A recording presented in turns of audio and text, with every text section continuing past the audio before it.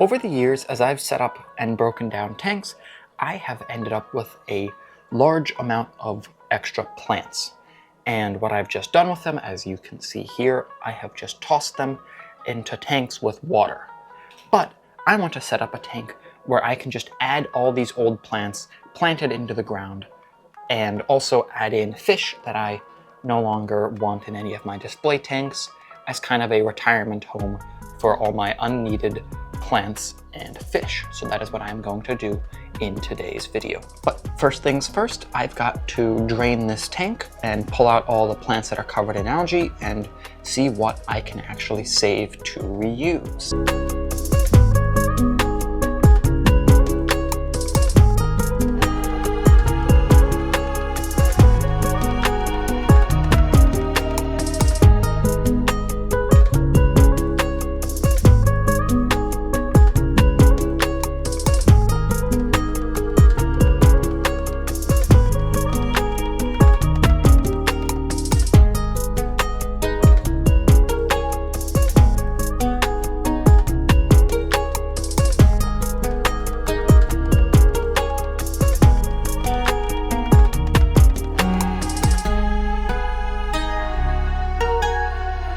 Alrighty, so that is now all cleaned out. Our tank is good to go.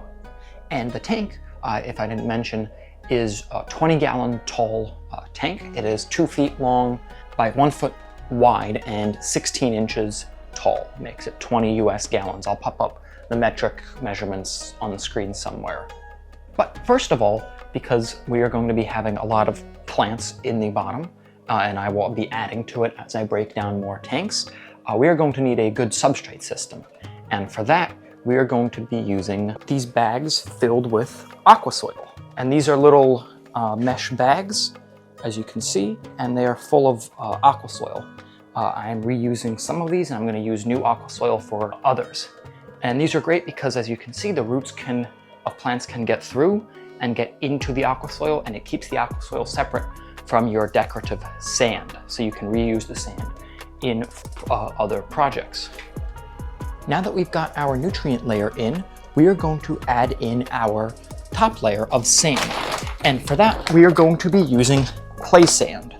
And play sand is a very cheap sand. I bought this 50-pound bag at Home Depot for, I think, $7 or something like that. So it's ridiculously cheap, and it looks great. I use it in a lot of my other tanks. Like this Pleco breeding aquarium has got play sand in it with just a ton of Pleco babies in here. My hermit crab tank, the hermit crabs are doing really well. That's got play sand in it as well.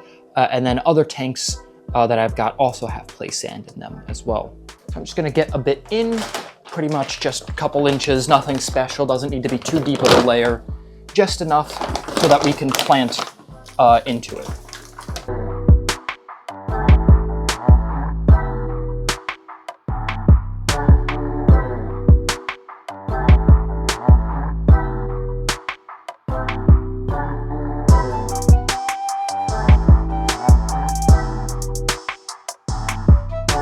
There we go, now we've got enough to plant into.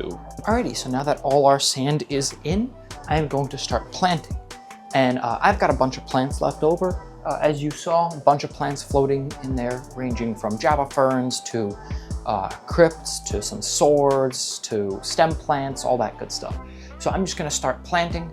I'm gonna get Java fern in first, and then I'm just gonna plant all around. It doesn't need to look good. I just want the plants to be able to grow, root into the substrate, and kind of just grow so that when I'm making new scapes, I've got a tank to pull plants from. So first off, I've got this massive Java fern on a piece of driftwood. It is just enormous and it looks amazing. I pulled it out of the tank where my Crebensis cichlid is when I redid that, and it was just too good to dismantle. So I'm just gonna stick it right in the center. I don't really need hardscape in this, but this thing looks so good that I really did not want to take it apart. I mean, this thing is probably, it's a Java fern that's a good 10 inches long. It's a huge thing of Java fern and is rooted so nicely and it looks so great in this piece of wood that I really did not want to take that apart. And now next up, I've got a bunch of crypts that I'm going to plant all throughout the foreground of the tank. And there are all sorts of different varieties. I don't remember which ones they are, but there's just all these crypts that I have accumulated over the years.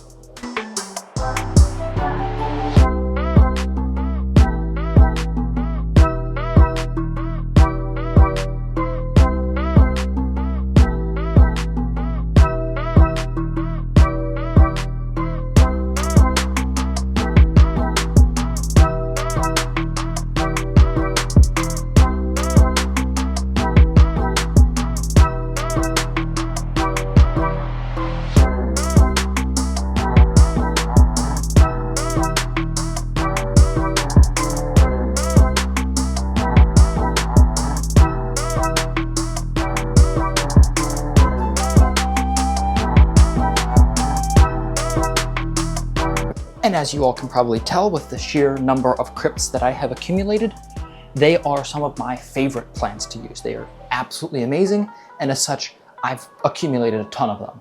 And I really hope that they keep propagating because I use them in almost every aquarium that I set up because they're just such great little foreground plants. They really don't require much lighting or they don't require CO2.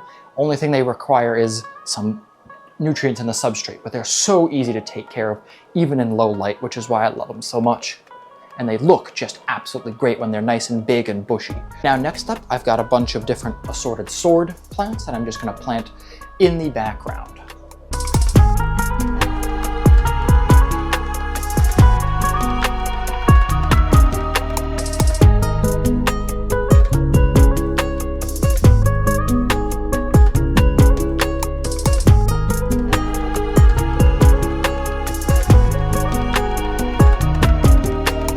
And then I also have a bunch of Rotala indica that I've hooked up to a plant weight, and I'm just going to stick that in the back as well. This will be great for propagating it as it grows, and this way the plant weight will keep the indica weighed down and so that it doesn't end up floating up.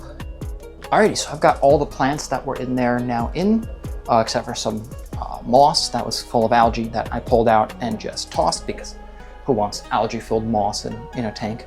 So now I'm going to fill this thing up and get a filter on it and add in the cleanup crew that will help keep this thing clean. And for filtration, I'm just going to be using this simple little sponge filter, cheapest filter that there is, and it's super easy to maintain.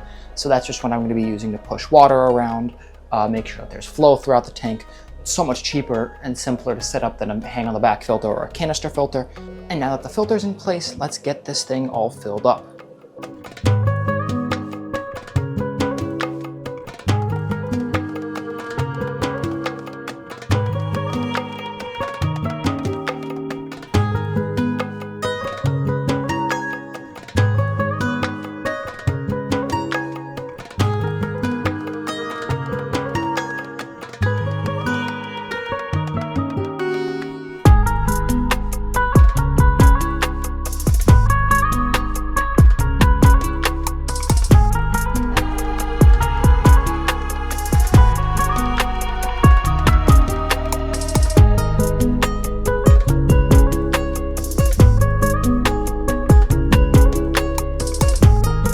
Alrighty, so it has actually been a couple of weeks since that last clip of me filling the tank up, and the tank's doing pretty well.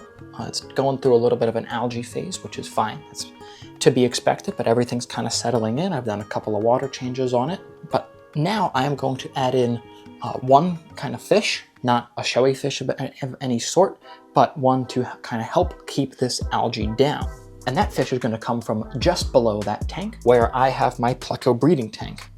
And this is just a colony of bristlenose plecos. There's the male in there. Once again, with a new spawn. Again, these guys breed so fast. And you can see there's a couple of little ones still left. I'm gonna catch out one of them and move them up top to kind of help keep the algae down just a little bit in that tank up there. And they will do a dual purpose of eating some of this algae and also creating nutrients through their poop, which the plants will pull on to be able to thrive, so I don't have to dose this with fertilizers every week or so to keep the plants alive. So win-win in my opinion. Alrighty, got a small little pleco in the net, and there he goes. He is still quite small, but he will do perfect in here. I don't see any problems with him being in here. There's plenty of algae for him to eat, and periodically I will toss some food in there for him to eat as well. So he should do perfectly fine, and he will really help this tank control its algae problems. So that's all from me today.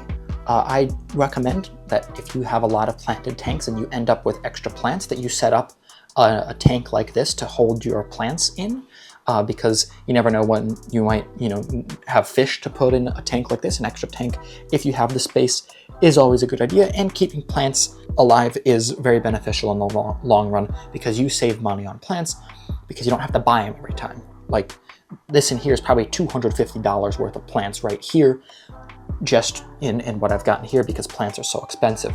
And this could, set up a couple of nano tanks very easily, which is great. So yeah, hope you all enjoyed. If you did, then be sure to hit the like and subscribe buttons, and I will see you all in the next one.